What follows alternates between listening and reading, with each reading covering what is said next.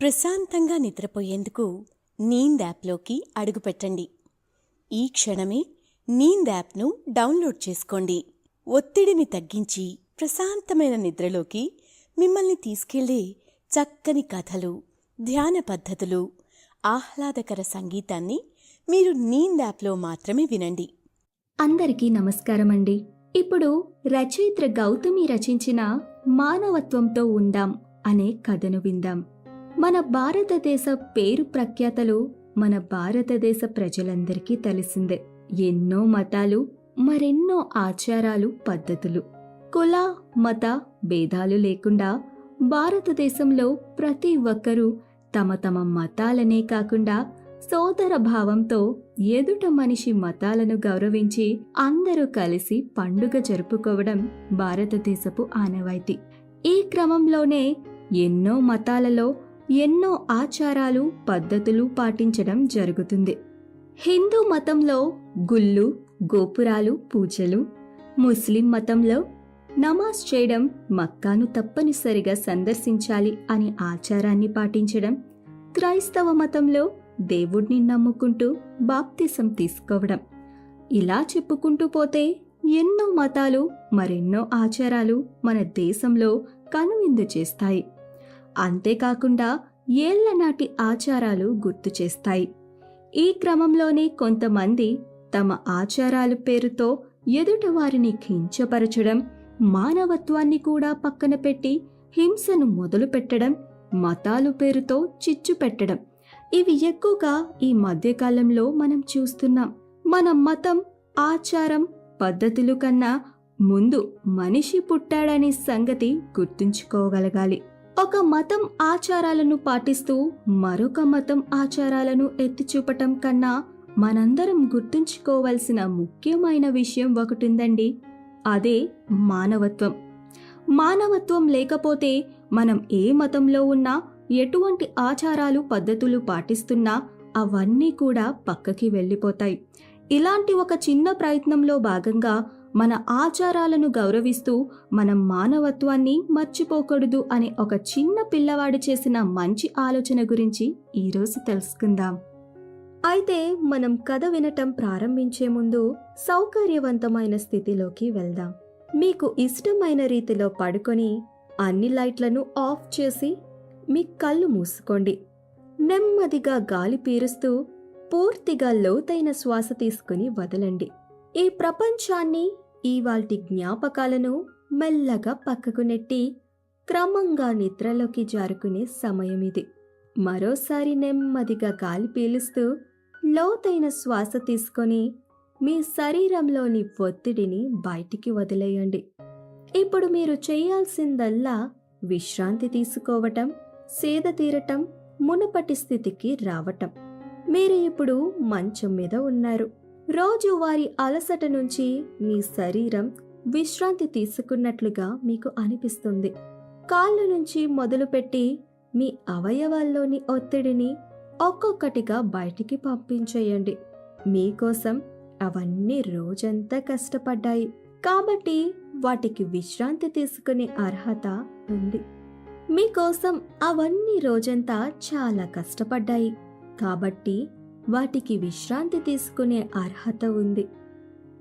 ముందుగా మీ పాదాల్లో మొదలైన విశ్రాంతి అనుభూతి క్రమంగా మీ మోకాల క్రింది భాగానికి చేరుకుంది.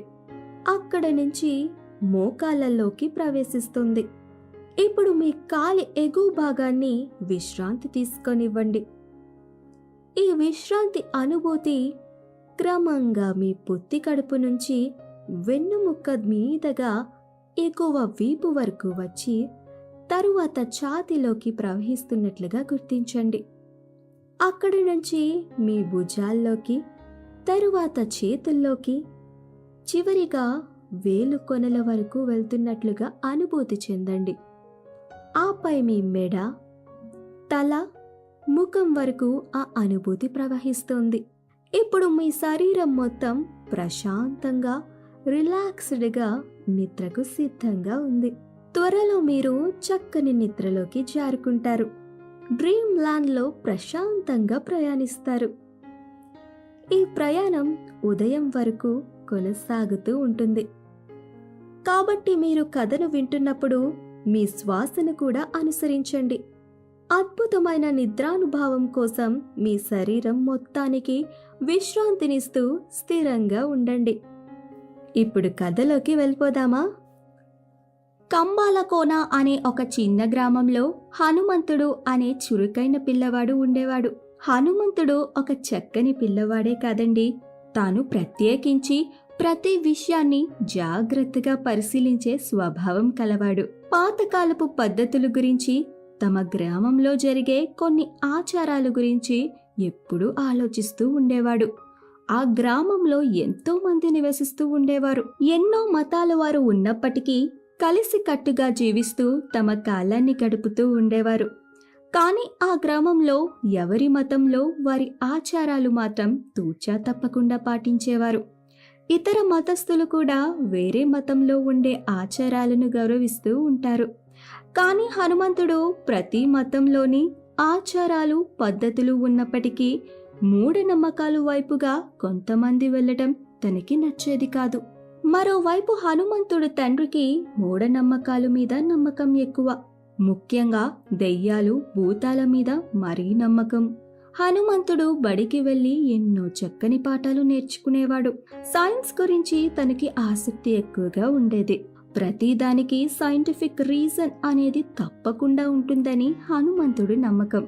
ఒకనాడు బడిలో హనుమంతుడు సైన్స్ క్లాస్లో నమ్మకాలకి మూఢనమ్మకాలకి మధ్య భేదాలు తెలుసుకోవాలని ఎంతో ఆసక్తి చూపిస్తాడు. ఈ క్రమంలోనే తమ మాస్టారుని సైన్స్ క్లాస్ చెప్తూ ఉండగా మధ్యలో హనుమంతుడు లేచి, "మాస్టారు గారు, భూమి ఆకర్షణ శక్తి కారణంగా మనం భూమి మీద నడవగలుగుతున్నాం కదండి. బ్యాలెన్స్ చేయడం కారణంగా మనం సైకిల్ తొక్కగలుగుతున్నాము. పౌర్ణమి రోజు చంద్రుడికి మరింత ఆకర్షణ ఉంటుంది కాబట్టి ఆ రోజు సముద్రంలో అలలు ఎక్కువగా వస్తూ ఉంటాయి. ఇలా మీరు చెప్పిన ప్రతి విషయానికి శాస్త్రీయబద్ధకంగా ఎన్నో కారణాలు ఉన్నాయి కదండి. మరి గ్రామంలో ఉండే నమ్మకాలు విషయంలో కూడా సైంటిఫిక్గా కొన్ని కారణాలు ఉన్నాయంటారా? అసలు ఇలాంటి పద్ధతులు ఎందుకు పాటించవలసి వస్తుంది?" హనుమంతుడు అడిగిన ప్రశ్నకు మాస్టర్ చిన్నగా నవ్వి, "ఈ వయసులోనే నీకు ఇలాంటి సందేహాలు రావటం చాలా చక్కని విషయం హనుమంతుడు. గ్రామంలో జరిగే కొన్ని పద్ధతులు, అలవాట్లు, ఆచారాలు ఎంతో గొప్పవి. ప్రతిదానికి ఒక కారణం అయితే తప్పకుండా ఉంటుంది. ఉదాహరణకి మనం చెప్పుకోవాలంటే, మనం రోజు ఇంటి ముందు పేడ నీళ్లతో కల్లాపు చల్లటం ఎప్పటినుంచో వస్తున్న ఒక పద్ధతి కదా. ఇల్లంతా పేడతో అలికి చక్కని ముగ్గులు పెట్టి గుమ్మానికి తోరణాలు కట్టి గడపకి పసుపు రాయడం ఆనవాయితీ. కానీ ఎప్పటి నుంచో ఉన్న ఆచారాలను నువ్వు అన్నట్టు శాస్త్రీయబద్ధకంగా ఖచ్చితమైన కారణాలు ఉన్నాయి. అందరూ వినండి. మనం ఇంటి ముందు కల్లాపు వేయడం, ఇల్లంతా పేడతో అలికి ముగ్గులు వేసుకోవడం వల్ల ఇంట్లోకి పురుగు పుట్ర రాకుండా ఉంటుంది. గడపకి పసుపు రాయడం ఎటువంటి హానికరమైన క్రిములు ఇంట్లోకి రాకుండా ఉండటానికి. ఇలా చెప్పుకుంటూ పోతే మనం పాటించే పద్ధతులు ప్రతి ఒక్క దాంట్లో ఏదో ఒక సైంటిఫిక్ కారణం అయితే ఉంటుంది. మరి మాస్టారు, దెయ్యాలు భూతాలు ఉన్నాయంటారా అంటూ తన తండ్రి నమ్మకాల గురించి మరొకసారి హనుమంతుడు మాస్టారు గారిని ప్రశ్నించాడు. దెయ్యాలు భూతాలు వట్టి మూఢనమ్మకాలు. వాటి గురించి చిన్న పిల్లలు ఆలోచించకూడదు. పెద్దవాళ్ళు కొన్ని పాటిస్తూ ఉంటారు. కేవలం మనం నమ్మకం ఉంచి మన దేవుణ్ణి మాత్రమే నమ్మాలి. మూఢనమ్మకాలను బయటికి నెట్టాలి. ముఖ్యంగా ప్రతి ఒక్కరూ కూడా మనం మనుషులం అనే విషయాన్ని మర్చిపోకూడదు. ఒకవేళ మానవత్వంతో చేయాలి అని అనుకున్న పనికి ఏది అడ్డు కాకూడదు. ఈ ఒక్క విషయం గుర్తుంచుకుంటే మనకి ఎన్ని మూఢనమ్మకాలు ఎదురైనా మనం వాటిని సులభంగా పక్కకు నెట్టొచ్చు. సరే, ఈరోజు నమ్మకాల గురించి, మూఢనమ్మకాల గురించి ఉన్న తారతమ్యం తెలుసుకున్నాం కదా. ఇంకా అందరూ చక్కగా పరీక్షకు సిద్ధం కండి అంటూ మాస్టారు మాట్లాడేసరికి స్కూల్ బెల్ కొట్టడంతో అందరూ ఇంటికి బయలుదేరుతారు. ఇలా రోజులు గడుస్తూ ఉంటాయి. గ్రామంలో ప్రతి ఒక్కరూ ఎంతో ఆహ్లాదకరమైన వాతావరణంలో పండుగలు జరుపుకుంటూ ఉంటారు. హనుమంతుడు కూడా తమ గ్రామంలో జరుపుతున్న పండుగలు ఆస్వాదిస్తూ స్కూల్లో చెప్పిన పాఠాలను శ్రద్ధగా వింటూ అన్నీ నేర్చుకుంటూ ఉంటారు. అంతేకాకుండా గ్రామంలో జరిగిన ప్రతి విషయానికి ఎటువంటి శాస్త్రీయ కారణాలు ఉంటాయో అన్నీ కూడా మాస్టర్ గారిని అడిగి నేర్చుకునేవాడు హనుమంతుడు. ఇలా ఎదుగుతూ చదువుకుంటూ వెళ్తున్న క్రమంలో తమ ఊర్లో ఒకసారి హనుమంతుడు కాస్త దూరంలో నివసిస్తున్న రామయ్య అనే వ్యక్తి తన కూతురు పెళ్లి సందర్భంగా హనుమంతుడు కుటుంబాన్ని తమ ఇంటికి ఆహ్వానిస్తాడు. అంతేకాకుండా ఇంట్లోనే పెళ్లి జరిగిన తరువాత కూడా 10 రోజుల వరకు ఉండాలని, పెళ్లి పనులు కూడా తామే చూసుకోవాలని చెప్తాడు రామయ్య. హనుమంతుడి కుటుంబం కూడా సరే అని వారి ఇంటికి పెళ్లి పనులు చేయడానికి, సందడి చేయడానికి ముఖ్యంగా రామయ్య ఇంటికి వెళ్తారు. పెళ్లికి ముందు రోజు ఆ గ్రామం ఆచారం ప్రకారం ఊళ్ళోని అన్ని గుళ్ళల్లో తన కూతురి చేతుల మీదుగా పూజలు చేయించి ఇంటికి తీసుకుని వస్తాడు. రామయ్య చుట్టుపక్కలతో ఇల్లంతా హడావిడిగా మారిపోతుంది. ఇంట్లో గ్రామంలో ఉన్న ఆడవాళ్లు ఒక్క చోట చేరి పెళ్లి హడావిడి చేస్తూ ముచ్చట్లు చెప్పుకుంటూ ఉంటారు. అందులో కొంతమంది సరదాగా పెళ్లి కూతురుతో పరిహాసాలాడుతుంటే మరికొంతమంది భోజన ఏర్పాట్లు చూస్తున్నారు. ఇంతలో ఉన్నట్లుండి ఆడవాళ్లలో ఒక ఆమె పెద్దగా కేకలు పెట్టి ఏడవసాగింది. జనమంతా ఒక్కసారిగా భయభ్రాంతులకు గురయ్యారు. భయంతో కేకలు పెట్టే ఆమె వైపు చూశారు. ఆమె నిలబడి అటూ ఇటూ ఊగుతూ ఉంటే పక్కనే ఉన్న ఆడవాళ్లు ఊగిపోతున్న ఆవిడ పడిపోతుందేమో అని పట్టుకున్నారు. క్షణాల్లో ఇంటి వాతావరణం మారిపోయింది. పూనకం వచ్చినట్లు పొగ వేయండి, దెయ్యం పట్టిందనుకుంటా, చెప్పుతో కొట్టండి అంటూ ఊర్లో జనం ఒక్కో రకంగా చెప్తున్నారు. అదేమైనా ఆమె జబ్బేమో అన్నారు కొంతమంది. అంతా భయం, అంతా హడావిడి.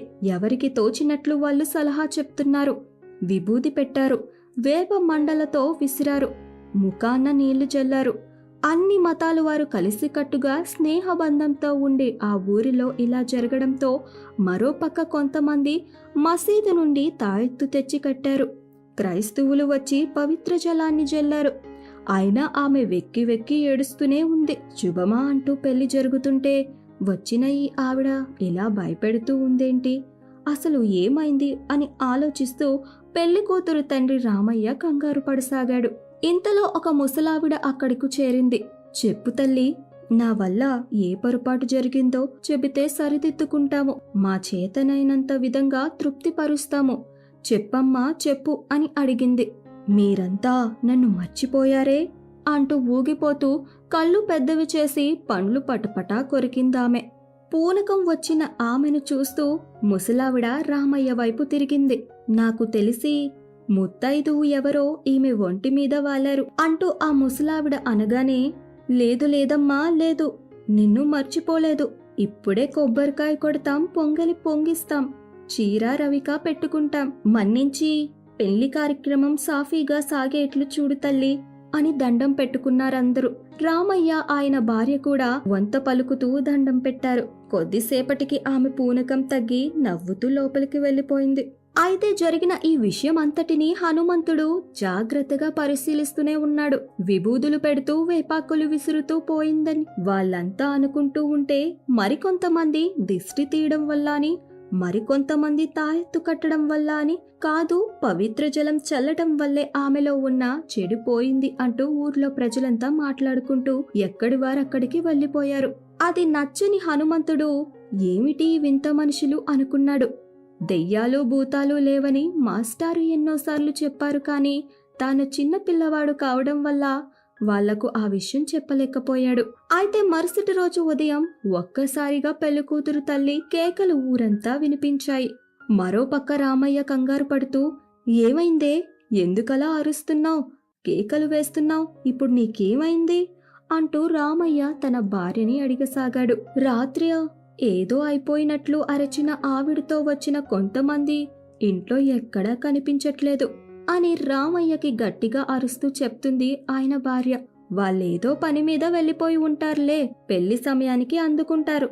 అయినా ఈ చిన్న విషయానికి నువ్వు అంతలా కేకలు వేయడం ఏమైనా బాగుందా అంటూ రామయ్య మాట పూర్తి కాకముందే, అది కాదండి, నిన్న పూజ సమయంలో దేవత మెడలో వేసిన రవ్వల నెక్లెస్ కనిపించట్లేదు, ఇంట్లో అందర్నీ అడిగి చూశాను. ఇప్పుడు మిగిలిన వారిని అడుగుదామనుకుంటే వాళ్ళేమో కనిపించట్లేదు. విషయం తెలుసుకున్న హనుమంతుడు ఊరిలో ప్రజల నమ్మకాలని అడ్డు పెట్టుకుని దొంగతనానికి వచ్చారు అని అర్థమయ్యేలా అందరికీ చెప్పడానికి ప్రయత్నించాడు. కానీ చిన్నపిల్లలు మాటలు పట్టించుకోకుండా పోయిన రవ్వల నెక్లెస్ గురించి బాధపడుతూ కూర్చున్నారు. నమ్మకం ఉండొచ్చు కానీ సమయం సందర్భం లేకుండా ఎవరిని పడితే వారిని నమ్మకూడదు అంటూ నచ్చ చెప్పడానికి ప్రయత్నించాడు హనుమంతుడు. సాయంత్రానికి రామయ్య తన భార్యకి ఏదో ఒకలా సర్ది చెప్పి తమ కూతురు పెళ్లిలో సంతోషంగా ఉండాలని, డబ్బు పోతే తిరిగి వస్తుంది కానీ ఆనంద సమయాలు మర్చిపోకూడదని మరోసారి గుర్తు చేశాడు. రామయ్య మాటలు విన్న భార్య జరిగిన విషయాలను పక్కన పెట్టి పెళ్లికి అన్ని కార్యక్రమాలు మొదలు పెడుతుంది. మరోపక్క ఇల్లంతా హడావిడిగా మారిపోయింది. హనుమంతుడు కూడా తన వంతు సహాయం చేస్తూ తమ కుటుంబ సభ్యులతో పందిట్లో సందడి చేస్తున్నారు. కేవలం వారానికి 2 రోజులు జరిగే బజారు కారణంగా తన ఇంటి ముందు స్థలం ఖాళీగా ఉంది. 10 మంది చూడటానికి వీలుగా ఇంటి ముందు ఉన్న బజారు ఖాళీ స్థలంలో వేసిన పెద్ద పందిరిలో ఘనంగా రామయ్య కూతురు పెళ్లి జరిగింది. అయితే ఇక్కడే మరో సంఘటన ఎదురైంది. పెళ్లి జరిగిన కొద్ది గంటలకే రామయ్యకు మరొక పెద్ద సమస్య ఎదురైంది. ఒకరు చనిపోవడం వల్ల ఆ శవాన్ని పెళ్లి పందిరిలో గుండా వెళ్లవలసి వస్తుంది అని రామయ్యకి కబురు వస్తుంది. అయితే ఊర్లో ఉన్న కొన్ని పద్ధతులు, ఆచారాలు ఎక్కువగా నమ్మే రామయ్య ఆ శవాన్ని అదే రోజు పెళ్లి జరిగిన పందిరిలో గుండా తీసుకుని వెళ్లడానికి వీర్లేదు అని పేచీ పెట్టాడు.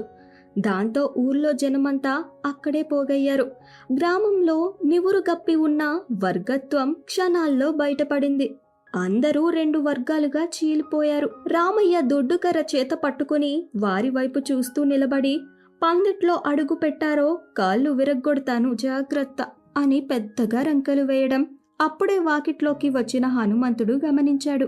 ఇంతలో పెళ్లి పందిర్లో కొంత దూరంలో శవం పక్కన నిలబడి ఏడుస్తూ ఉన్న తన స్నేహితుడు రాముని చూశాడు హనుమంతుడు.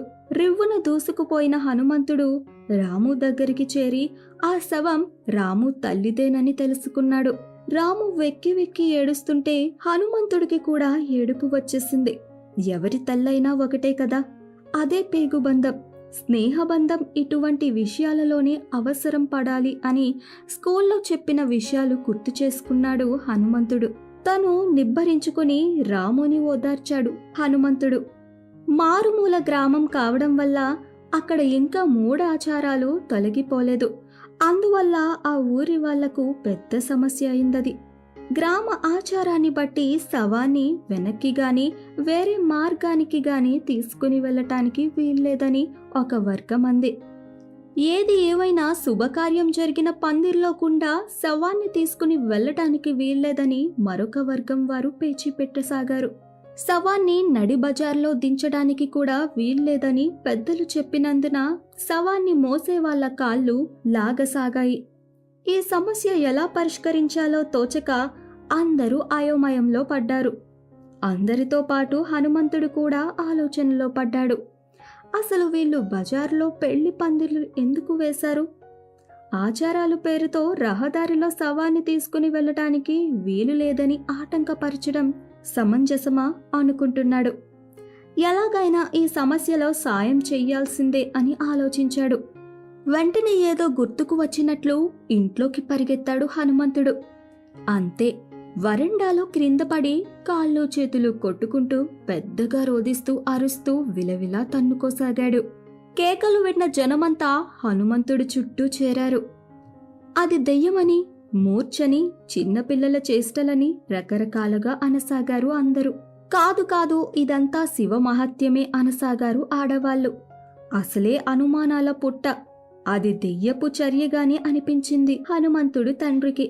అప్పటి వరకు ఎంతో బాగా ఆడుకున్న పిల్లవాడికి కలిగిన బాధను చూసి చలించిపోయాడు పెళ్లి కూతురు తండ్రి. హనుమంతు గిలగిలా కొట్టుకుంటూ, మీరంతా నా బిడ్డను మరింత బాధ పెడుతున్నారు. ఇప్పటి వరకు కుల మత భేదాలు లేకుండా ఎంతో ఆహ్లాదకరంగా ఊరంతా ఇలా విడిపోవడం నాకు నచ్చలేదు. నన్ను ఇబ్బంది పెట్టడం నాకు చాలా బాధగా అనిపించింది. ఊరిలో ఎన్నో ఆచారాలు ఉన్నాయి, ఎన్నో మతాలు పాటిస్తున్న పద్ధతులు ఉన్నాయి, అన్నీ గౌరవిస్తున్నారు. దానికి నేను ఎంతో సంతోషిస్తున్నాను. కానీ మానవత్వాన్ని కోల్పోయి ఒక మనిషి చచ్చిపోయినప్పటికీ వాటిని నమ్మకాలతో ముడిపెట్టడం నాకు నచ్చట్లేదు అని పెద్ద పెద్ద కేకలు వేస్తూ అరుస్తూ మరోసారి గిలగిలా కొట్టుకున్నాడు హనుమంతుడు. ఇది విన్న ప్రజలంతా కూడా నివ్వెరపోయారు. ఇప్పటి వరకు తమ ఊర్లో ఆహ్లాదకరంగా ఉన్న వాతావరణాన్ని మరోసారి గుర్తు చేసుకున్నారు. పెళ్లి పందిట్లో అందరూ కలిసి హాయిగా నవ్వుకున్న క్షణాలు గుర్తు చేసుకున్నారు. మానవత్వం మర్చిపోయి ఇప్పటి వరకు ప్రజలంతా తమ మతాల గురించి, ఆచారాల గురించి అంతకన్నా ఎక్కువగా ప్రవర్తించడం తమకి కూడా సమంజసంగా అనిపించలేదు. ముఖ్యంగా శవాన్ని అడ్డుకున్న పెళ్లి కూతురు తండ్రి బయట బజార్లో చేతులు జోడించి, తల్లి నీకో దండం, నిన్ను ఆటంకపరిచాను, మా పిల్లవాడిని వదిలిపో. కళ్ళ వెంట నీళ్లు కారుస్తూ వెంటనే రామయ్య ఈ మాట అన్నాడు. మతాల కన్నా కులాల కన్నా మా బిడ్డల సంతోషం ముఖ్యం. నీ వల్ల అన్నిటికన్నా మానవత్వం గొప్పదని మాకు బాగా అర్థమయ్యేలా చెప్పావు తల్లి అంటూ మరోసారి కంటతడ పెట్టుకున్నాడు రామయ్య. చుట్టుపక్కల ఉన్న జనం కూడా తాము చేసిన తప్పుని మరోసారి గుర్తు చేసుకున్నారు. ఆశ్చర్యం! హనుమంతుడు గిలగిలా తన్నుకోవడం ఆగిపోయింది. కాసేపట్లో హనుమంతుడు మామూలు మనిషిలా లేచాడు. రామయ్య వెంటనే లేచి ఇంటి దగ్గరలో ఉన్న హనుమంతుడు స్నేహితుడైన రాము తల్లి శవాన్ని తమ పందిర్లో నుంచి వెళ్లేందుకు అనుమతినిచ్చాడు. శవం పెళ్లి పందిరి గుండానే ముందుకు సాగింది. సమస్య పరిష్కరించడం అయినందుకు అందరూ ఊపిరి పీల్చుకున్నారు. జరిగిన విషయాలన్నీ గమనించిన హనుమంతుడు స్కూల్ మాస్టర్ మరుసటి రోజు స్కూల్లో హనుమంతుడిని పిలిచి, ఏమైంది హనుమంతుడు, నీకు మూఢనమ్మకాలంటే నీకు నచ్చదు అన్నావు, దెయ్యాలు భూతాలు లేవు అన్నావు, ఆచారాలు పద్ధతుల గురించి శాస్త్రీయబద్ధకంగానే నిరూపితమైతే తప్పిస్తే నువ్వు నమ్మను అన్నావు కదా, ఇప్పుడు నీకేమైంది, నీకంతా బానే ఉంది కదా అంటూ అడగసాగాడు మాస్టారు. మాస్టారు గారు, ఊర్లో ప్రతి ఒక్కరూ ఆచారాలు కన్నా పద్ధతులు కన్నా మూఢనమ్మకాలు మీదే ఎక్కువ ఆధారపడుతున్నారు. నమ్మకాలు, ఆచారాలు, మతాలు, కులాలు అన్నీ ఉండొచ్చు, కానీ అవన్నీ కూడా మానవత్వం తర్వాతే అని మీరు నాకు చెప్పిన విషయాలను ఎప్పుడూ కూడా మర్చిపోలేదు. అందుకే ఏవైతే నమ్మకాలతో ఊరి జనం అంతా ఉన్నారో దాని ద్వారానే మంచితనాన్ని మరోసారి గుర్తు చేయాలనుకున్నాను. మానవత్వాన్ని ప్రతి ఒక్కరూ మనసులో నాటాలి అనే చిన్న ప్రయత్నంలో నేను ఈ నాటకం ఆడాల్సి వచ్చింది మాస్టారు అంటూ అసలు విషయం బయట పెట్టాడు హనుమంతుడు. నీది చాలా గొప్ప మనసు హనుమంతుడు. మనిషి చనిపోయి కళ్ళ ముందు ఎదురుగుండా శవమై పడి ఉన్నప్పటికీ రాతి గుండెలతో ఉన్న మనుషులను నీ చిన్న ఆలోచనతో, మానవత్వంతో సహాయం చేసే గుణంతో ఉండేలా చేశావు. ఇప్పటి నుంచి మానవత్వం ఉన్న చోట ఎటువంటి చెడుకి దారి ఉండదు. కాబట్టి ఊరిలో మరి ఎప్పుడూ కూడా మూఢనమ్మకాలకు తోవ ఉండదని నేను గట్టిగా నమ్ముతున్నాను. మానవత్వంతో మెలిగితేనే ప్రతి ఒక్కరూ ఆనందంగా ఉంటారని, కుల మత భేదాలు లేకుండా ఆనందంగా అహింసతో బ్రతకొచ్చని నువ్వు మరోసారి అందరికీ గుర్తు చేశావు. నువ్వు గుర్తు చేసిన విధానం నాకు చాలా బాగా నచ్చింది. నువ్వు నిజంగా మానవత్వం ఉన్న తెలివైన వాడివి హనుమంతుడు. నువ్వు చాలా గొప్పవాడివి అవుతావు అంటూ మాట్లాడతాడు మాస్టారు. ఇలా హనుమంతుడి కథను తన తోటి విద్యార్థులకు కూడా మాస్టారు పాఠాలలా చెప్పసాగాడు. ప్రతి సమస్యను నేర్పుతో పరిష్కరించినందుకు హనుమంతుడిని అందరూ మెచ్చుకున్నారు. ప్రశాంతంగా నిద్రపోయేందుకు నీంద్ యాప్లోకి అడుగుపెట్టండి. ఈ క్షణమే నీంద్ యాప్ను డౌన్లోడ్ చేసుకోండి. ఒత్తిడిని తగ్గించి ప్రశాంతమైన నిద్రలోకి మిమ్మల్ని తీసుకెళ్లే చక్కని కథలు, ధ్యాన పద్ధతులు, ఆహ్లాదకర సంగీతాన్ని మీరు నీంద్ యాప్లో మాత్రమే వినండి.